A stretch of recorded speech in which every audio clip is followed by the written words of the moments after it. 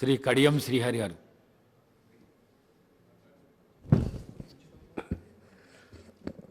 అధ్యక్ష, ముందుగా తెలంగాణ 3వ శాసనసభకు అధ్యక్షునిగా ఏకగ్రీవంగా ఎన్నికైనందుకు మీకు హృదయపూర్వకమైన అభినందనలు తెలియజేస్తున్నాను. మీ యొక్క బయోడేటా చూస్తే అంచెలంచెలుగా రాజకీయంగా మీరు ఏ రకంగా ఎదిగి వచ్చారు.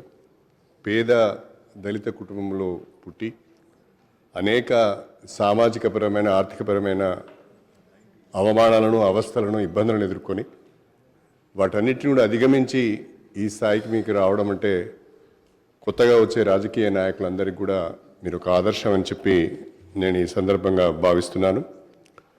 గతంలో కూడా దళిత జాతుల నుంచి చాలామంది ఆ స్థానానికి వచ్చారు.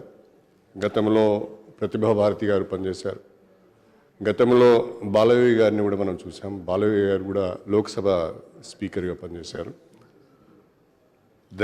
దళిత జాతిలోకి అవకాశం వచ్చినప్పుడు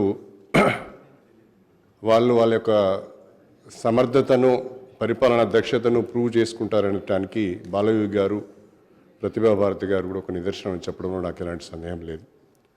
ఆ స్థాయిలో మీరు కూడా ఈ శాసనసభ స్పీకర్గా ఈ సమర్థవంతంగా ఈ సభను నడిపి సభ్యులందరికీ కూడా సమాన అవకాశాలను కల్పిస్తూ ప్రజా సమస్యలపైన ఫలితాన్నిచ్చే చర్చలు జరిగే విధంగా తోడ్పడతారని నేను భావిస్తున్నాను. ఒక ఎంపీటీసీగా, ఒక ఎంపీపీగా, 3 సార్లు ఎమ్మెల్యేగా ఎన్నికైన అనుభవం మీకుంది. క్షేత్రస్థాయి పరిస్థితులు మీకు తెలుసు. గ్రామీణ ప్రాంతంలో వెనుకబడిన ప్రాంతం నుంచి వచ్చారు మీరు. సామాజికంగా వెనుకబడిన వర్గం నుంచి వచ్చారు మీరు. మీకంటే సమస్యలు తెలిసిన వాళ్ళు ఇంకే వేరెవరు ఉంటారని నేను అనుకోను.